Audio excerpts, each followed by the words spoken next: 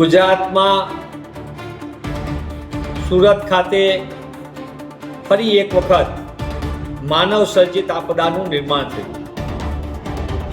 વરસાદનું મોટા પાયે વરસાદ, પણ વરસાદની સાથે સાથે ગેરકાયદેસર બાંધકામ, વરસાદી પાણીના નિકાલનો અભાવ અને ભ્રષ્ટાચારી તંત્રના પાપેને અગાઉ 2006માં જે પૂર આવ્યું હતું ત્યારે એનું યોગ્ય અમલીકરણ કરવાના કારણે અને એમાંથી શીખ લેવાના બદલે 20 વર્ષ પછી ફરી એ જ રીતે સુરતની મૂરત બગાડી દેવામાં.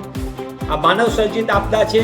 ભ્રષ્ટાચારી તંત્રના પાપે હજારો નાગરિક, હજારો પરિવાર પરેશાન થયા, કરોડો રૂપિયાની સંપત્તિનો નાશ થયો અને આ ઘટનાથી અનેક ધંધા રોજગાર ઉપર અસર પડી. આ લાંબા સમય સુધી આ દુર્ઘટનાના કારણે, આ ભારે પૂરના કારણે તારાજીની અસર રહેશે. પણ હું સરકારને પૂછવા માંગુ છું, 2006માં માનવ સર્જિત આપદાના કારણે જે પૂર આવ્યું હતું ત્યારે સુગનાબેન ભટ્ટ નિવૃત્ત ન્યાયાધીશના અધ્યક્ષસ્થાને કમિટી બનાવી. આ કમિશને જે અહેવાલ આપ્યો એનું અમલીકરણ કેમ ન કર્યું? ગેરકાયદેસર બાંધકામ ઉપર રોક કેમ ન આવી? કેમ અહીંયા પાણીના નિકાલ માટેની વ્યવસ્થાનો અભાવ આજે 20 વર્ષ પછી પણ કેમ સરકારે કાયમી વ્યવસ્થાપને અને ફ્લડના પૂર નિયંત્રણ માટેની વ્યવસ્થાનું કેમ અમલીકરણ કર્યું? કઈ રીતે ખાડી પૂરથી તારાજીથી માણસોને બચાવવા માટે કેમ વ્યવસ્થા ન કરી? સરકાર ખાલી જાહેરાતો કરે, જ્યારે તારાજી થાય ત્યારે લોકો ભોગવે અને સરકાર સર્વેની જાહેરાતો કરે.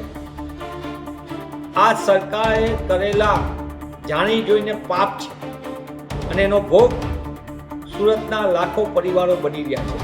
20 વર્ષ પછી પણ સરકાર પૂર આપદા ઉપર નિયંત્રણ માટેની કોઈ વ્યવસ્થા કરવામાં નિષ્ફળ રહી છે. તેવા સંજોગોની અંદર કોંગ્રેસ પક્ષ તરીકે અમે માંગ કરીએ છીએ કે સુગનાબેન ભટ્ટ કમિશન અંગે એમને શું કર્યું,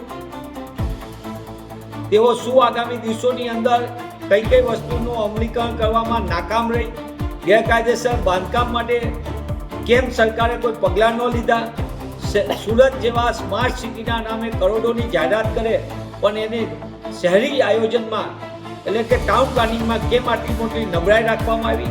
આ તમામ બાબતનો જવાબ ભાજપ સરકારેના ભ્રષ્ટ તંત્રએ ગુજરાતની જનતાને, સુરતની જનતાને આપવો જોઈએ.